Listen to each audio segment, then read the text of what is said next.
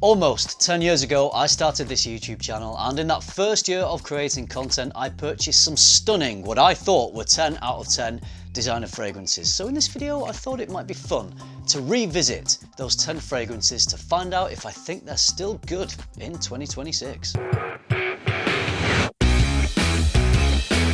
My initial idea for this video was to include any of the fragrances I bought in the first year, whether they were designer or niche, because there was just a nice mix of both. But then I was gathering all the fragrances together and I realised I made quite a lot of purchases in that first year. I wanted to split them down between designer and niche. So this video is going to be designer, and then I will follow this one up with a niche version. All the way back in 2017, the YouTuber I was watching the most of and that I was most influenced by, like many people, it was Jeremy Fragrance, and he's probably got a lot to do with why I started this channel in the first place. So quite a few of my purchases in that first year were based on what Jeremy was recommending in his videos, and this is one that he was always recommending, so I just had to go out and buy it. I smelled it in store first, I really enjoyed it, I thought it was good enough to buy, and that is the legendary Dior Savage. This is the Eau de Toilette version. It was a modern men's take on classic masculine perfumery, and arguably still one of the strongest fragrances in the Savage line.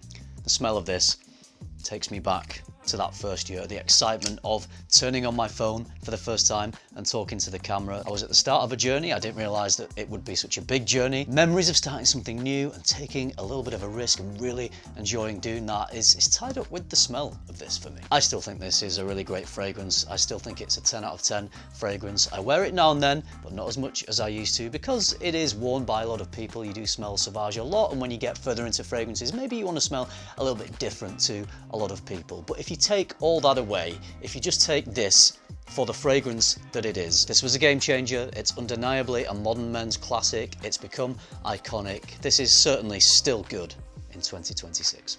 This next fragrance I bought on the same day as Savage. I bought them both at the same time. That was a monumental moment in my life because it's the first time I'd ever bought more than one fragrance at a time. I felt a little bit guilty walking out of the store having purchased 2 full bottles of fragrance. But this one I fell in love with, and to this day it's still one of my all-time favourite designer fragrances from Viktor & Rolf, Spice Bomb Extreme. Many people's go-to cozy, winter, fun, sexy and sensual at the same time sort of fragrance. Attention-grabbing spices, a gorgeous, comforting, cozy, sensual vanilla, a little bit of tobacco, which has since become my favourite note in fragrance. It's become my #1 designer winter fragrance. I could wear it in other seasons other than winter, but I save it because I look forward to it every year, and I just think it works so well in the cold. Yeah, 100% still good in 2026.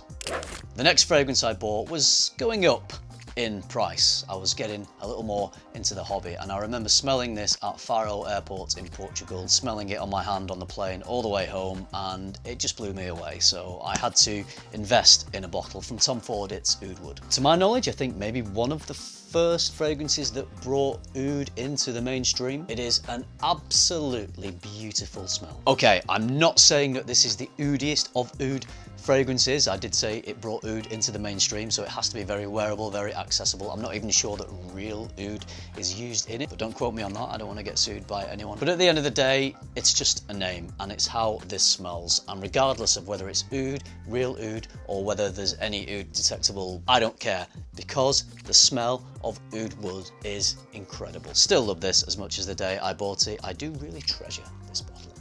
Another Tom Ford private blend that blew me away just as much as Oudwood. This is much stronger, much more of a statement-making, head-turning fragrance. As soon as I smelled Tuscan Leather, I was in love. Another iconic fragrance. Those early days of the Tom Ford private blend really were innovative. Raspberry, leather, jasmine, stunning. Still blows me away every time I wear it. The only disappointment with this fragrance is that I wish it blew other people away, in particular my wife, because one day I was wearing this. She just bluntly said, "I don't like that fragrance, can you please not wear it around me again?" And I just could not compute how I could love it so much, but someone else could be the complete opposite of that. So that really opened my eyes up to how much fragrance is personal. Do own this fragrance if you don't already. Don't wear it around your wife, and do smell like the absolute baller that you are when whenever you put it on.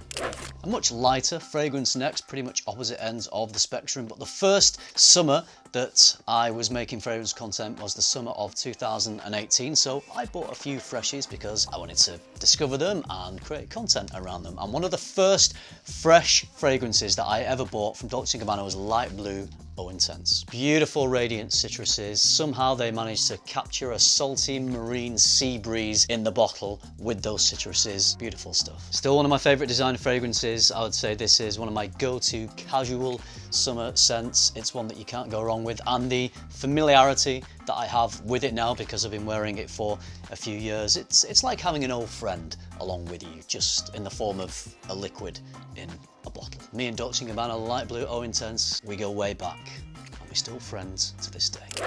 Another fresh fragrance I bought around the same time has sadly been discontinued, but why? This is still one of the best in the line. It's Jean Paul Gaultier's Lal O Fresh. So this takes some of the elements of the original Jean Paul Gaultier's La Malle, but it brings some of the fresher elements into the foreground, namely neroli and mint, and boy does it do a good job. I'm a La Malle lover. It was my signature scent for about a decade before I really got into fragrances. It was the fragrance that I've probably worn for the longest in my life, so it's got a special place in my heart. So when this fresher version came out, I was all for it, and also I'm a bit of a Superman fan, so just had to get the Superman bottle. A fresher, more summery version of La Malle. It sparkles more than La Malle, but it still just scratches the same itch that La Malle does. This is a stunning fragrance, and even more precious to me now that you can't buy it anymore. Got another Dolce & Gabbana fragrance now, and I was wearing this quite a lot at the time, but then I quickly stopped wearing it, not because it's not good or I still don't think it smells nice, but because so many other fragrances came into my possession that I enjoyed more than this and performed better than this. This is one that's not known for its beast mode performance, shall we say. From Dolce & Gabbana, it's the One EDP. I think the EDP did improve on the performance a little bit over the EDT, but still, after a few hours, this one did fade pretty quickly. I smell this and I still think, wow, incredible fragrance. There's some orange blossom, there's some tobacco. It's just very smooth. It's that sweet, masculine sort of fragrance that smells pretty modern. I think it's beautiful stuff. I think it's a really elegant, masculine fragrance. And actually, I've brushed the dust off this to make this video, and it's making me think, you know what? I'm just gonna wear this a little bit more. I'm going to give it a few sprays just for old time's sake because I still think it smells great, and sometimes you don't need a beast mode performance. So on those occasions, I'm going to do my best to wear this. Still a great scent, I just don't wear it as much as some of the others. I've got another discontinued fragrance now. It contains my favourite note of tobacco, and this is probably the greatest crime ever committed against fragrance because this should never have been discontinued. It is sensational. From Mugler, Pure Havana. Honey, tobacco, patchouli. It's got a little bit of the original Angel Men DNA, but I think it improves on it. The tobacco in here is a delight. One of the greatest tobacco fragrances ever created, and I still stand by that. Maybe not one of the greatest sprayers ever created, but it still gets the job done. Cherry, pipe tobacco, a little bit of honey sweetness, a little bit of chocolatey patchouli. Wow, this is incredible. This is easily a 10 out of 10 fragrance in 2026. Just a shame that you can't buy this anymore in 2026. It's a crime against fragrance. Mugler, bring this back. I did pretty well in that first year of fragrance purchases because this is still one of my all-time favorite designer fragrances. I still think it's the best in Azzaro's Wanted line. It's Wanted by Night. It's a bit of a cinnamon bomb, it's fruity, incense, tobacco, leather, woods, vanilla. Just a beautifully done fragrance. It's a very strong scent for a designer fragrance. What I love about this is so distinctive. I think this still stands above a lot of designer fragrances that can smell quite samey, quite similar. I still don't think anything like this has been created. They did a great job with this release. It's a good, fun, lively, youthful fragrance. It can be a party scent, clubbing scent, night out fragrance, fragrance, whatever you want. Whenever I wear this, it just energizes me. I did hear that it had been discontinued, but I just did a quick search and it does seem to be still available, at least here in the UK. Limited places selling it, so whether it's just old stock that's left over, I'm not sure whether Azzaro are still creating this as a new fragrance, but you can still purchase it. So if you haven't, or you haven't smelled it, I can highly recommend you do give this one a sniff. Another party boy fragrance. This was always in lists of top 10 night out or clubbing fragrances. Acqua di Gio Proffumo. No, sorry.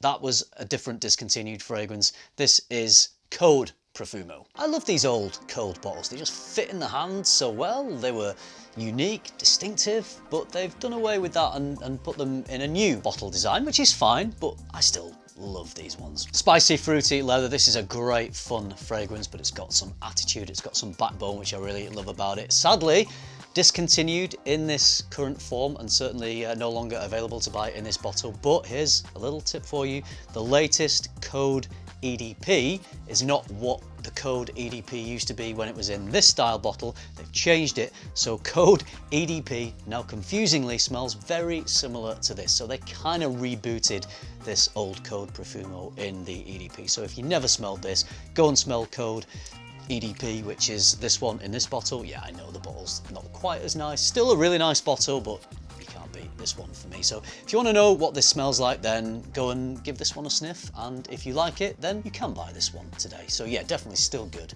in 26. The final one is a fragrance that's often voted as the #1 designer fragrance of all time. It's always on the top of lists, and I think it's justified. This is an incredible fragrance.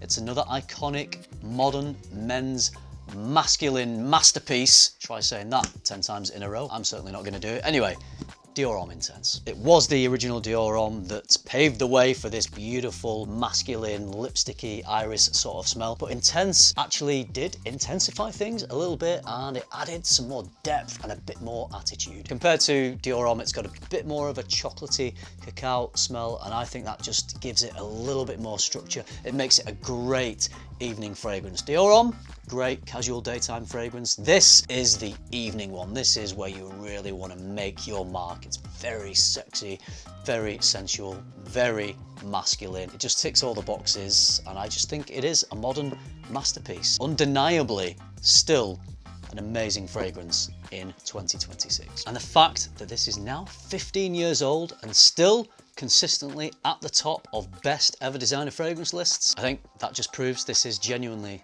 an iconic fragrance. I know that I've said that all those fragrances are still good in 2026. I thought they were good when I bought them 9 or so years ago, and my tastes have developed and changed, but I'm still of the opinion that these are great fragrances. I bought them because I thought they were great, and I still think they are great. I'm not going to deny that my love for these fragrances is tied into the time at which I smelled them, how early I was on in my fragrance collecting journey, things that were going on in my life at the time. But these smells take me back, and they have emotions and memories tied into them, and that probably is influencing why I still think they're good. Fragrances are art, and art is always personal. What I love, not everyone else is going to love, but I still love these fragrances as much as the day I bought them, for whatever the reasons are. Reasons are reasons, and at the end of the day, do reasons matter? If you love them, you love them.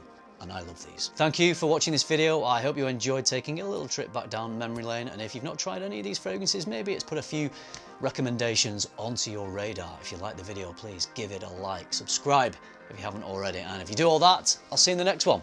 Thank you very much for watching. Bye.